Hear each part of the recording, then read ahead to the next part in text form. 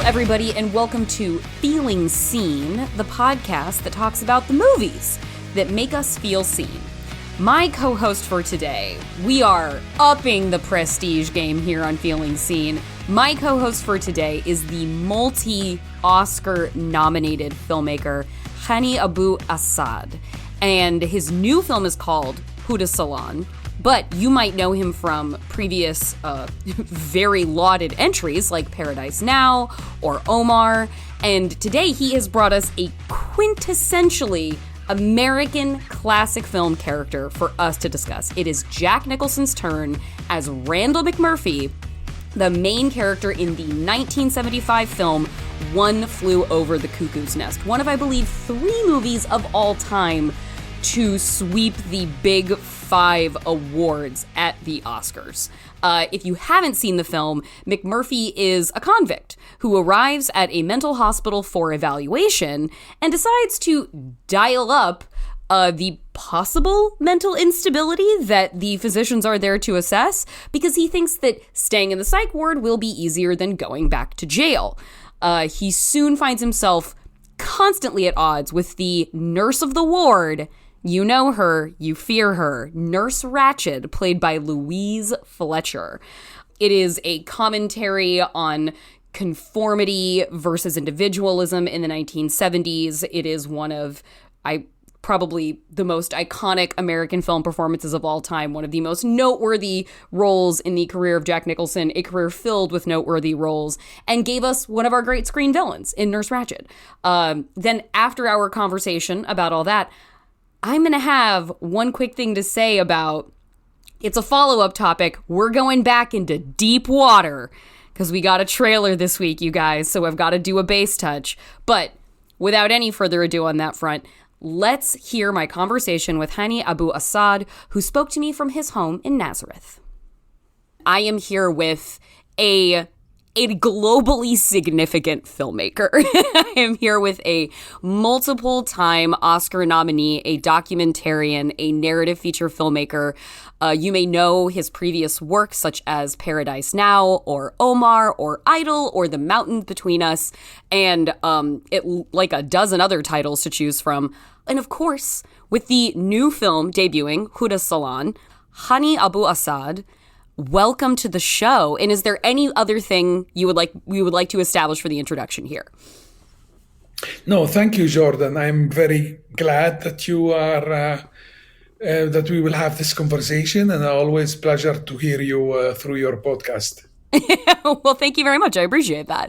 And you have brought McMurphy, Jack Nicholson's McMurphy from One Flew Over the Cuckoo's Nest, a titanic performance in the archives of film history. Yes, I was 14 when the film came out, and I saw it in the local cinema here in Nazareth. Mm-hmm. And I went out, and I still remember that feeling of being free from my oppression. So I think, as a Palestinian, you grow up under occupation. You've been I was very young when I realized the system is treating us differently than, let's say, the Israelis. So when I was once at the checkpoint and they took us aside and the others went through, the Israelis, and I asked my father what's going on, and he said, well, we are Palestinians. So I realized that Palestinians are oppressed. Also, I was young one day when the police came in searching for weapons, and I was sleeping, and suddenly they wake me up, the police, in order to see if there is weapons under my mattress. So all these things makes you feel like I need to do something in my life. I need to fight injustice. And I believe some people have this urge, even when they are young, to fight injustice. Mm-hmm. So when I was 14 and I saw the movie, and I was busy with the question, what to do with your life? And I want to become a freedom fighter. So when I saw the movie, I went out and realized that actually you don't need to fight violently injustice. So McMurphy gave me the example of being creative in fighting systems, oppressive systems, Mm-hmm. or society. Doesn't matter. So as a young man, I became like as if I saw God. Like how can I free myself from oppression without being violent? So just by being creative, and and I really wanted from that moment wanted to become a filmmaker. Although Mm. I studied airplane engineering and I work as an engineer, but that movie made me realize I want to do for others the same what this movie did to me, which is like open my mind to how to discover yourself without taking the wrong way, let's say. Mm-hmm. So it's very influential movie, especially in my choice of becoming a filmmaker.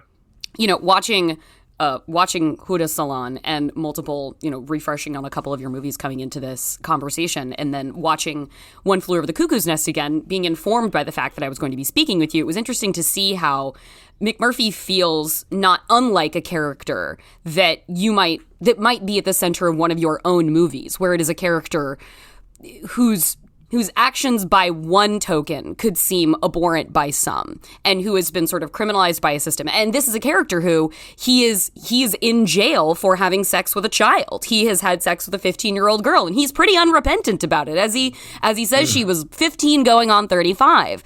But a quote of yours that I really liked was talking about how it's not necessarily that you aim to humanize the monstrous, but it emphasizes how bad or how challenging the decisions are that people make when you present them as human, because you can see the violence that they do in the contrast to them being so good and so warm to other people. And I think that's an interesting territory to work in. And I saw a lot of McMurphy as I was watching your characters in your films, that kind of rooting for this character that could be abhorrent to some, but is so tender and so enlivening to so many others. Yes, I nowadays I can say easily that humans can become their own contradiction when they are put in a situation that they will force them to become good or become evil.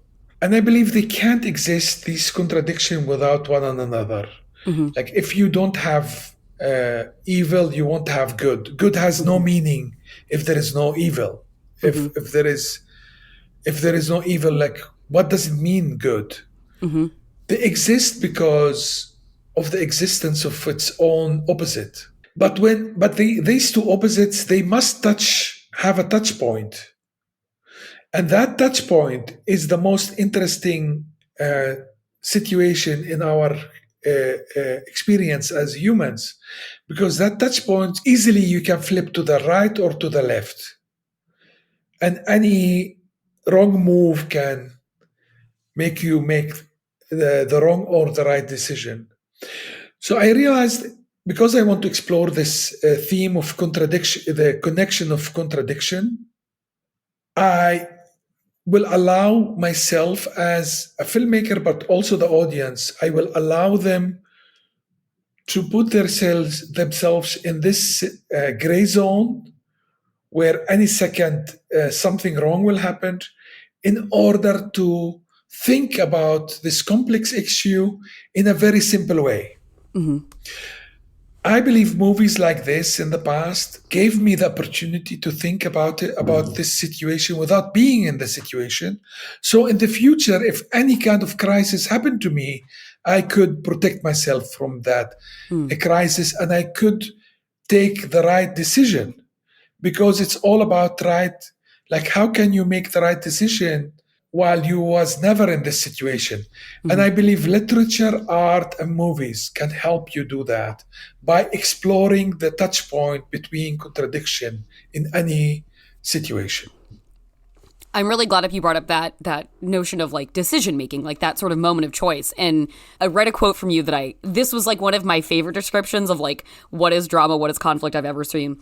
And you said, "What is good drama? It is when somebody has to act when he's trapped, and whatever he will do, he is fucked." And I was like, you know what? Honestly, that is exactly right.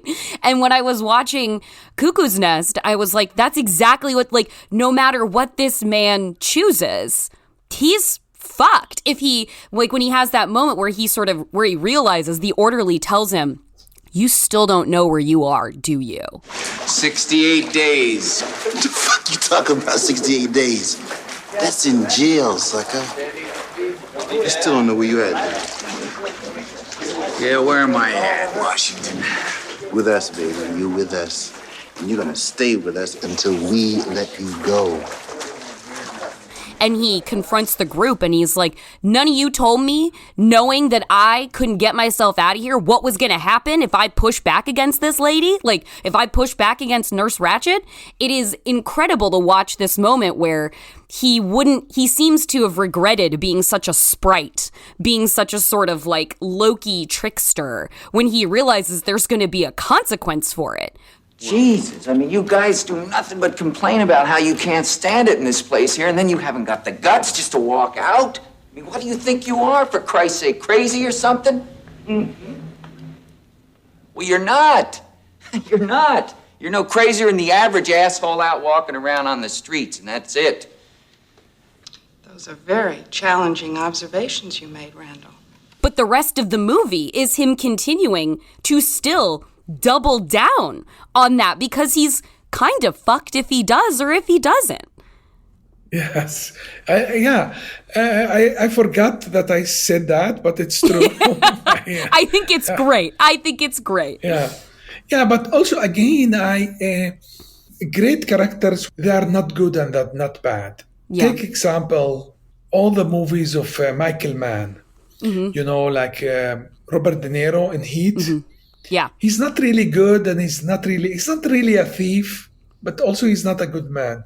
Mm-hmm. But when situation force him to make a choice, because sometimes systems don't like you being like not this and not that. Mm-hmm. They don't like it. They want to define you in some kind of corner. Mm-hmm. And the moment you have to make a choice, you die. Mm-hmm. And exactly this is what happened to McMurphy. McMurphy is not a bad man. It's not a good man also. Mm-hmm. And the moment the system force him to make a choice, which is to escape, he dies. You know, it's like, because he's not also like this like revolutionary guy who want to change the system. He doesn't make a fuck about anything. Yeah. And but everybody's pushing you to take a side. Like, are you this conformist or are you the rebellious? And he's neither. He's just McMurphy. Yeah. And this is what defined him. He's McMurphy. And the moment he make a choice, he lose who he is and he dies. And this is why, almost all my characters, they die at the end of the movie because they have to make a choice. Right. And the choice is like, whatever you do, you are fucked. I mean, that feels like Huda Salon is a film about a woman who goes into a hair appointment. She gets drugged, rendered unconscious. She has blackmail nude photos taken of her and is told by a woman working for the Secret Service of the occupational force, you need to help me and feed information or I'm going to ruin your life and show your husband this photo.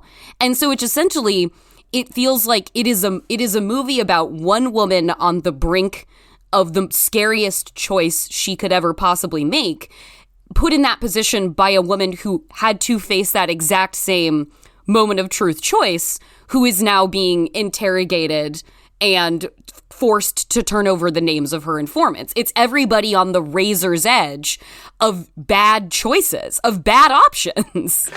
Yes. And this kind of situation will help you as a viewer to make it's as if you are intellectually making exercise. It's like it's a gym. When you watch a movie, you are safe, but your thoughts are not safe anymore. So you are in a safe place, exercising unsafe situation. It's exactly like in the gym. You are not running from a predator. You are running for exercise. But if a predator is gonna attack you, you will be in good shape. So yes, we need these kind of exercises, and I feel sad also about it, because in some sense, that it happens to people. It did not happen to me, but it happens to be a lot of people. A lot of women being exposed to this kind of situation, and they have to make a difficult choice. And it's a very painful experience. So yes, these movies are intellectual exercise for the privileged like you and me, but meanwhile they are like a real life of some women on earth, that they have to make these difficult choices every day. This will also help the woman that we are making movies about them. Hopefully it will make them stronger and know how to fight these kind of situations. But also you and me will have more sympathy for vulnerable human beings. And I believe society is crucially built on sympathy toward one another. Without sympathy, I think society won't exist and we will become a jungle. Empathy and sympathy, especially empathy, is crucial to our also survival. I was getting so mad watching Huda Salan in those interrogation scenes, because you have this Palestinian resistance fighter fighting against the occupying force, and obviously so keenly aware of the horror created by the occupying force that has put all of them in this position to suspect and be paranoid of their neighbors. And it is fighting for this force of good on behalf of the Palestinian people. And he's so aware of the threat of this oppositional force. And yet, as he speaks to this woman, it becomes so clear he seems to have almost no idea of the compounding repression within his own community, of the misogyny that tightens the chains around these women even further. Like when he's telling her, you could have left, and she's like, could I? It was just like my blood was boiling. I wanted to run through the screen and just scream at him like, could she? It was making me so angry, and I was very glad you made a movie about it, even as it was upsetting me so much. Yeah, indeed. Like, I believe humans are able, under the slogan of freedom and democracy, or even, communism, they are able to commit horrible crimes, but with a good intention, yes? So their intention is to free their country, but they end up oppressing their people. This kind of situation is important for us to know, in order for you as humans to try next time to make a better choice. When you realize that you are the evil and not, the other. In most of movies, they want to tell you that the audience are good, they are on the side of the hero, and they came out of the movie as clean as they are. They think they are clean, they will always make the right choice. But a good movie won't do that. A good movie will let every audience feel as dirty as the situation. So, and the situation is very complex. So for some people, he's a freedom fighter, yes, Hassan? But as a freedom fighter, he can become the oppressor. And if he's not aware of that, he will become the oppressor, and he will become even worse than the oppressor, because he thinks that he is the good man. And how many people, because they think they are good, their crimes were horrible. More you know what? Condoleezza Rice was at Fox News 2-3 days ago. The secretary. Oh yes, Condoleezza. And she was condemning the invasion of sovereign country like Ukraine. Like, we really And I was can't. like, we have no, we You can't do invade that. Afghanistan and you invade but that woman believed it. Yeah. Like, she believed that she is the good side, and then she is whatever she do, even if it's a crime, she believes she is always on the right side, and she ended up killing like 2 million Iraqis and how many million Afghanis? It's like unbelievable. And this is why these kind of movies make you aware of the complexity that you are not clean, like you are not cleaner than Condoleezza Rice. If you become self-righteous, you can also lose yourself in this and become also a criminal like any other else. And this is why I believe I became a better man by watching and reading literature that give you this opportunity of complex issues being presented in a way that you will think about it and try to make in your own life better decision. Is it clear? Sometimes I'm not. Yes, no, I believe it. No, I am. You are coming in clear. I understand. I'm following you. And what I wanted to follow up with that was what compelled you toward a story that elucidated this strain of misogyny that exists, that you wanted to, that is put so front and center as a sub thread of the, your work often, like, Paradise Now and Omar, and even in Idol, the sort of relegation of the Palestinian people, a subjugated people, and you have these people faced with these sort of impossible choices between the bad and the bad, the less bad and the more bad. What compelled you to work with this theme to tell a story that's so specifically focused on the misogynistic aspect of sort of life under this occupation as well? So again, I will go back to that moment when I decided to fight injustice and realized fighting injustice not necessarily you need to do it violently. You can be creative also by fighting injustice. So by the first steps, I criticizes more the occupier. But then later, by Huda Salon realizes that occupation is condemned. You don't need to make a movie in order to condemn occupation. Actually, you need to do a movie in order to criticize part of yourself that make wrong decision and make it easy for the occupier to occupy you. As long as there is injustice inside your society, it's easy to occupy you as a whole. And it's true. When you can't fight injustice inside your own society, it's going to be very easy for the Israelis to occupy you. So I became also I made a progress. So instead of in Paradise Now and Omar, I'm trying to fight injustice, the external, let's say, factor. And now I'm trying to fight injustice, the internal factor, the own responsibility, how I am responsible in making my society better. How can I protect myself from my own sickness? Because misogyny is a sickness, yes? We have to fight it. Like treating women differently than men is injustice. So how you want to fight this? And what is your responsibility as also a man? And I believe by making this movie, I'm taking responsibility in also being a soldier in the fight of injustice against women in my society. We are going to take a quick break, but we will be right back with more One Flew Over the Cuckoo's Nest and Hany Abu-Assad.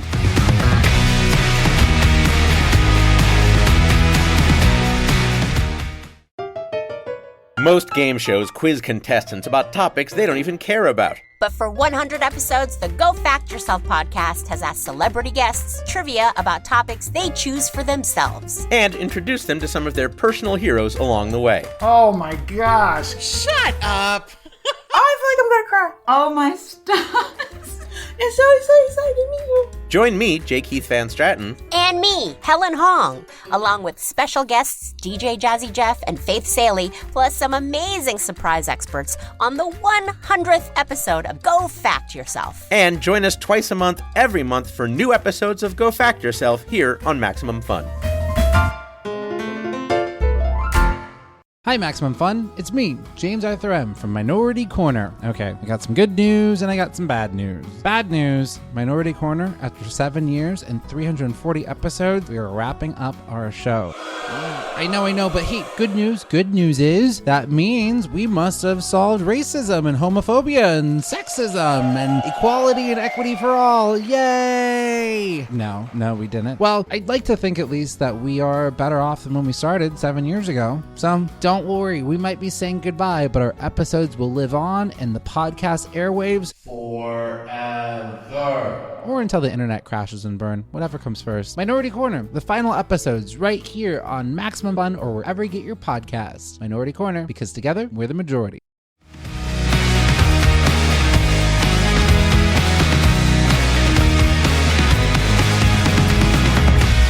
Welcome back to Feeling Seen. I'm your host, Jordan Crucchiola, and today's co-host is the director of the new film, Huda Salon, the multi-time Academy Award nominee, Hany Abu-Assad.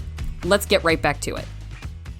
Rewatching Cuckoo's Nest, again, through the lens of knowing I was going to have this conversation with you, Nurse Ratched is one of our great cinematic, she's a shorthand for a certain kind of evil, because that performance and that character just transcended off the screen.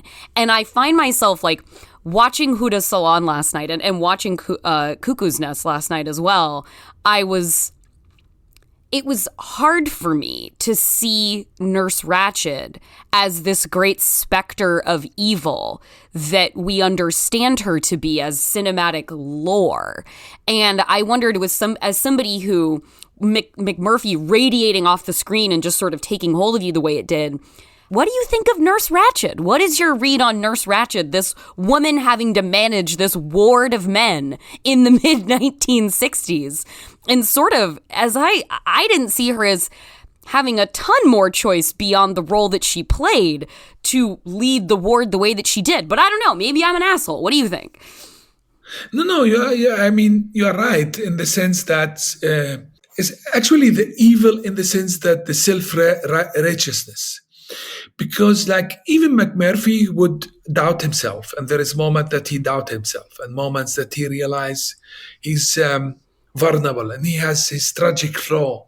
And because she does not recognize her tragic flaw, and she really believes that she really wants to help these people, but from her point of view and self-righteousness, she become an evil. It's like the choice she could make is by just put yourself on the wrong side, let's say.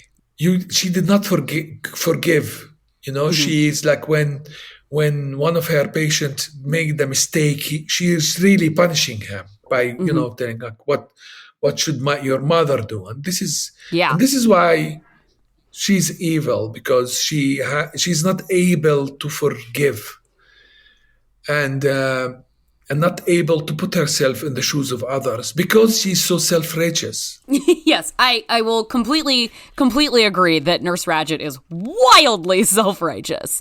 And there's that, I'm wondering, do you think when there's that moment, because they're all, that board of physicians is reviewing McMurphy, and they're all he's dangerous, but he's not out of his mind.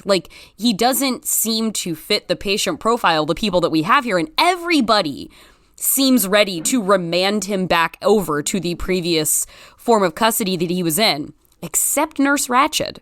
Well, gentlemen, in my opinion, if we send him back to Pendleton or we send him up to Disturbed, it's just one more way of passing on our problem to somebody else. We don't like to do that. So I'd like to keep him on the ward. I think we can help him. Do you think in her certainty, her conviction, she really wanted to help McMurphy, or was she sadistically being no, I want to keep him because I can break him. What do you think that moment is for her? Why does she want to keep McMurphy? No, because she believes he's dangerous. He's truly dangerous. She Yes. believes that she can help him, or at least she believes she can protect the society from him because he's dangerous to the society. So she keeps him in order or to help him or to keep the society away from him. It's yeah. She has no doubt that there is another truth or there is another perspective of life, and there is no and I know a lot of people around me like this, and I believe they are I have to say it's they are the cancer of our society. Because they have, like, what is cancer? They are grown up in the same human body. Yes, cancer cells are produced by the same body, but cancer cells, they don't see themselves as part. They see themselves above the body and the system. Yes, they see themselves as the ultimate authority, and then they become very evil and very cancerous. You know, if you think about our society nowadays, and there is this ruling elite who is, and I know a lot of them. Through my work, I met a lot of people who are very powerful and make decisions that decide our life. Yes, you and me and all these. So, you try to understand how they think, and the biggest problem is that they truly don't see themselves equal to us. And they believe that without them, we are lost. And they have to guide us. And they have... Right, this but like they paternalistic controlling force. Yeah.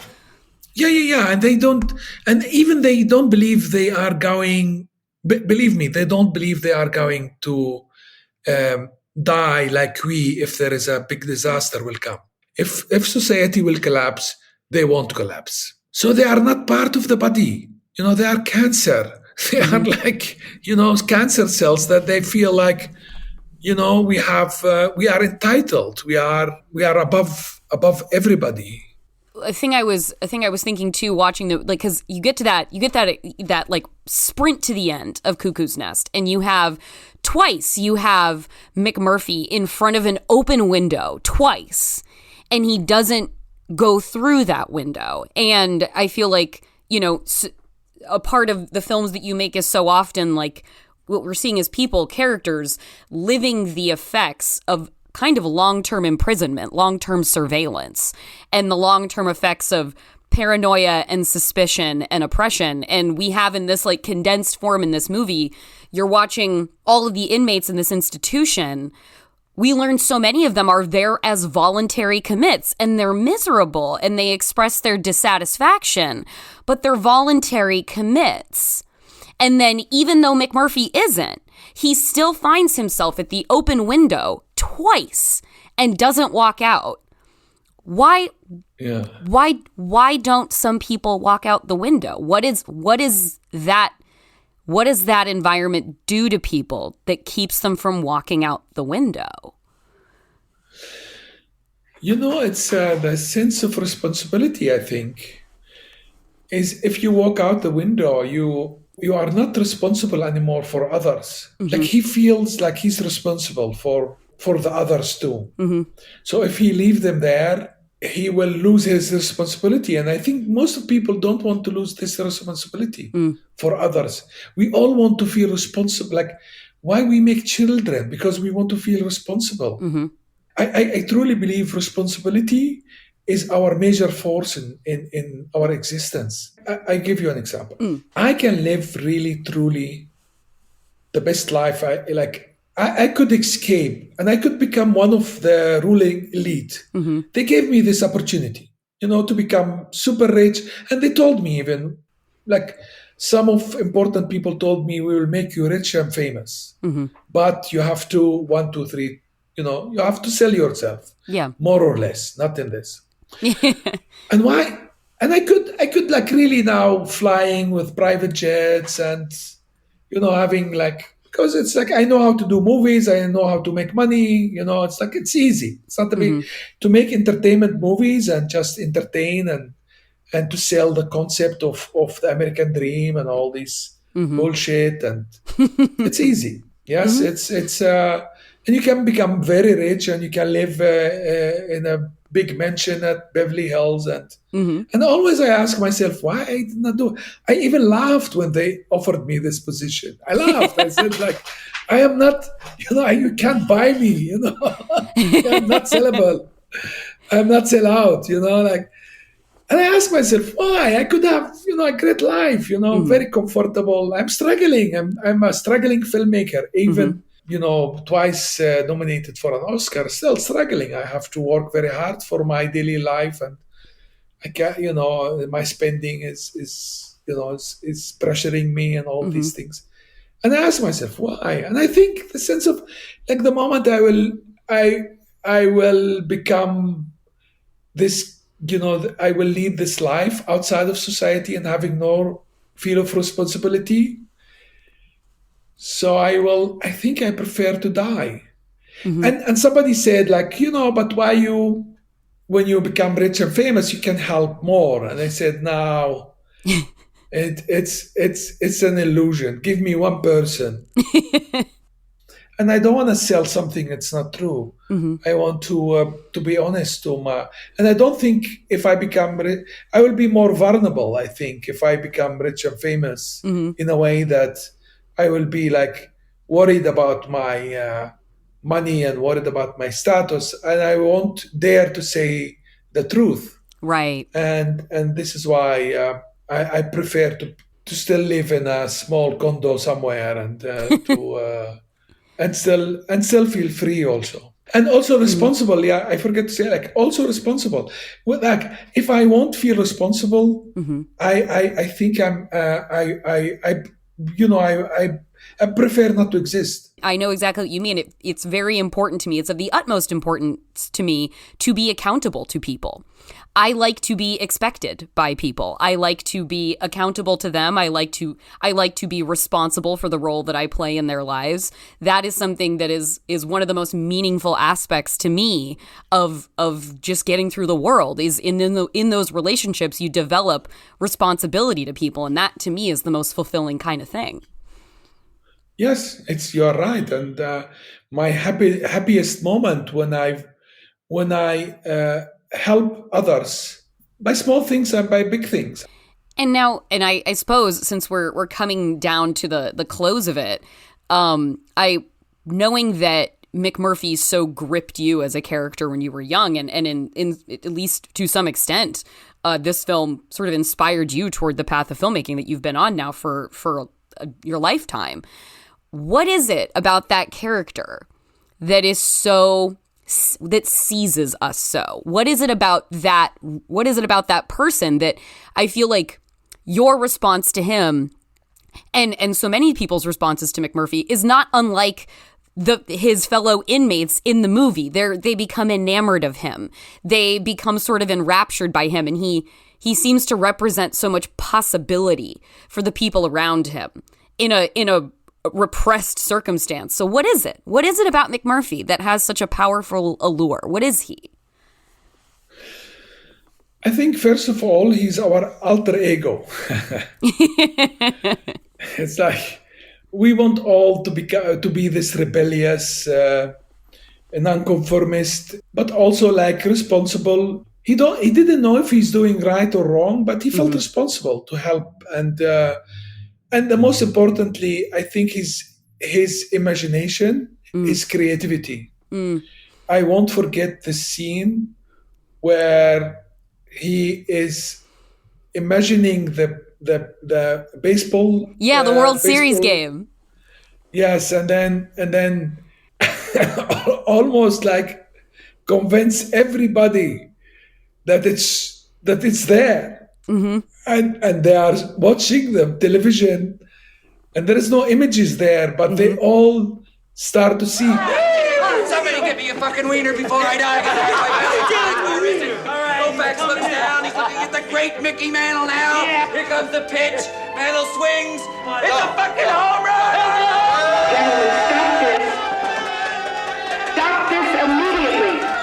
And this infectious imagination it's crucial in our existence. And I think actually this is the essence of filmmaking.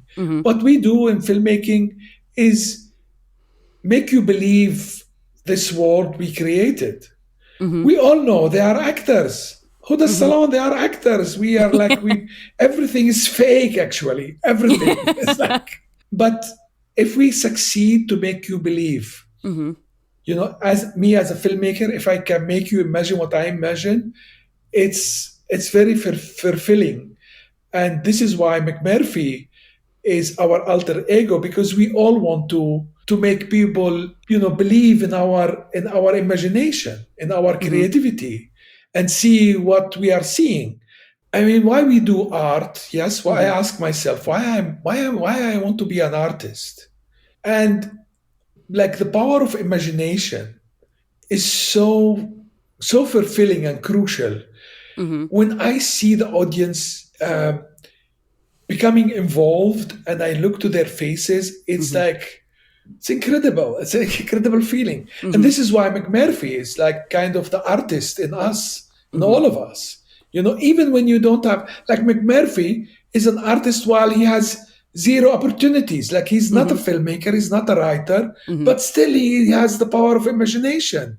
And he let everybody see what he sees. It was amazing character. But I tried, didn't I? God damn it. At least I did that. Sully, the second thing also why he's so... Yes, please. It's always fascinating when you know it's a bad person and still you like him. This is why art is so important, because they make us familiar with our own nightmares. Believe me, even you saw The Sopranos, when a real mafia guy will live beside you, you will be very scared. Even you saw that. It's not like it's like suddenly you will you will hug him because he looks like Tony Soprano. No. But you are less scared of him because he become familiar. And this is the power of movies and the power of McMurphy, that why we like him. He is in our own existence. You don't want, if you have a daughter, you don't want him to marry your daughter. Believe me. No one, even me. You don't want him to marry. But you love him because he let you lose your uncanny feeling about these kind of characters. And this is important. And I did remember one more thing I wanted to ask you that I just feel like dovetails from this so easily, which is like talking about the importance and the impact of culture creation and art. And I just have to ask about one line at the beginning of Huda's Salon, where it's just the two women talking, and one of them says to the other, "It's a disaster when everyone thinks they're an artist." Why that line? Tell me about that line. I was like, after reading all the interviews I've read, after watching and then it's a disaster when everyone thinks they're an artist. Please tell me about just the genesis of that line. Yes. So yes, an art, and this is why you can't become a doctor without really having studied for that, but also having the passion and having. But nowadays, because everybody thinks he can make a picture and everybody thinks he can give a status, and everybody become an artist, and it became a chaos because it's like, it's a disaster. Artist is really, you know what? I am now 60 and I am already 40 years in this. Really with a lot of difficulties, I dare to call myself an artist. Yeah. And still, before I publish anything, I will think twice about it. And I'm amazed by people who just have a snapshot or selfie, and they have no self-doubt of publishing this. Don't you want to think about it before you publish it? How this will affect? Because when you are a true artist, you have to think about how your movie will affect others, yes? You have to be aware that this could affect them negatively, positively. Why? you have to be prepared for that. You have to understand what you are doing. But just because you think you can, film yourself, suddenly you become a filmmaker. I'm very lost in this, I have to tell you. You have given me an hour of your time, and I want to thank you so much for it. Is there anything else you wanted to say then before signing off, before I regrettably relinquish my time with you? I'm very much enjoying this conversation. We've just got to the part where art's a disaster. Yes, and I'm really happy that you have this, not short conversation and really meaningful conversation, and me too, and always make me happy. And I will remember this conversation. It's very important to me too. It's inspiring. It's also, I feel there is a meaning to my work because of you. Well, I feel there's a greater meaning to my work because you came on and talked to me on this podcast. And I thank you so much for the work that you've done, the work that you will surely continue to do. And good luck out there with Huda Salon. Thank you so much for coming on the show. I so appreciate your time. Thank you. I really, really do. I am grateful for it. Thank you, Jordan. And good luck with everything you do.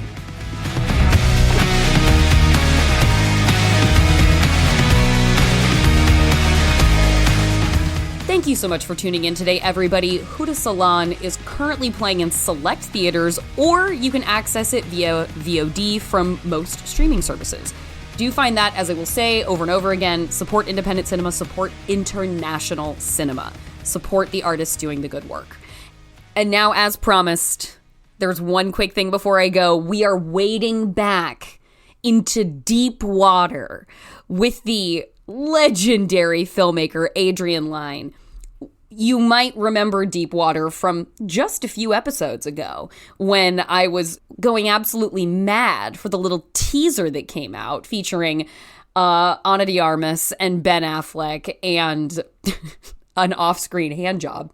And now, folks, we have a full trailer.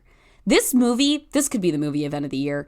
I don't know why that this movie was shelved and now is going straight to streaming, instead of at least having a day and date with theatrical and its Hulu drop. Because as long as this movie leans into what is promised in the trailer, we are gonna have the time of our lives. This is a movie about, apparently, we learn more now in this trailer, of course, than we had in the teaser. Ana de Armas and Ben Affleck are married. And by all indications from the trailer, she is cheating on this man constantly. And he knows it. It's out in the open. It is in front of his face. The town knows. The kids know. There's a great line in the trailer where little kids look up at Daddy Affleck and just go, "Why is Mom so different around other people?" I think this is who she is. This is kind of an understanding that they seem to have. We get her stepping out of a room with Finn Wittrock and I think fondling him in this trailer. We get her, I think, offering up perhaps another hand job to Jacob Elordi in whatever character he plays. How many hand jobs are we going to get in Deep Water? And the answer to a question like that for a movie like this should be double digits. We should lose track of hand jobs at a certain point if Deep Water is the movie that we need it to be. It is one of those things where it's give me one ticket to 1996 as soon as possible. It's important to remember that Adrian Lyne, in addition to directing this, the man directed Unfaithful, Diane Lane's Unfaithful. He directed 1997 Lolita. He directed Fatal Attraction. And also among this filmography, you guys, we must acknowledge, he directed Flashdance and Jacob's Ladder. So Adrian Lyne simply cannot make anything but a classic. Which means that's exactly what we should be bracing ourselves for with Deep Water. And just to tie it to last week's One Quick Thing a little bit, where we discussed Death on the Nile, I had a realization while watching the trailer for Deep Water, where I was suddenly, Ana de Armas is such a captivating screen presence. And it harkened to my mind immediately the same arresting quality that Gal Gadot has. in this way that, like, the camera loves people in Hollywood. That's their job. But the camera loves some people more than it loves others. And there's this particularly sort of ravishing, incandescent quality that I think both Gal Gadot and Ana de Armas possess. And I started thinking, like, they feel like the dark and light halves of, like, the same presence, like, split in two. Like, Ana de Armas is the what if, like, one version of the what if when you first saw Gal Gadot in Fast Five. You were like, I wonder what kind of career she's gonna have. Like, what's she gonna do? And there was one version, there was one timeline where she went on to be, like, a blockbuster success, like carrying 4 quadrant movies on her back. And then there was the other avenue where she went dark art house and was like, I'm gonna make an NC-17 Marilyn Monroe biopic. We have these two, I feel like they're like the matter and antimatter of radiant actresses on screen is Ana de Armas and Gal Gadot, and somehow they keep our universe either in balance or in a perpetual state of imbalance, and the butterfly effect is everything happening in the world right now. Maybe Ana de Armas and Gal Gadot, their combined powers are now resulting in our global chaos. It could be true. They're very powerful screen presences. And the point is, Deep Water has the potential to be that kind of powerful force. I can't wait. Clearly, that's coming out March 18th on Hulu. Let's, as many of us as possible, watch it to let Hulu know they need to be investing in erotic thrillers. And let's make a whole cottage industry out of Ana de Armas ruining men's lives, because that's a great burgeoning genre. I don't like the movie Knock Knock, but I love her in it. And if this can become like a whole category of her filmography, that will, in hindsight, for me, justify the existence of Knock Knock. So let's set him up and knock him down. Go for the big strike. That is my one quick thing before I go. And that's our show. You can follow us on Twitter at Feeling Seen Pod, or you can join our Facebook group at www.facebook.com/groups/feelingseenpod. You can also send us an email at feelingseen@maximumfun.org.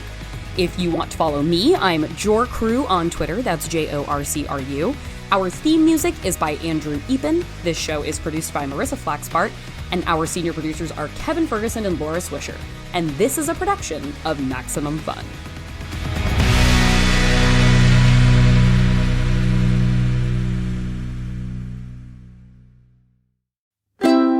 MaximumFun.org. Comedy and culture. Artist owned. Audience supported.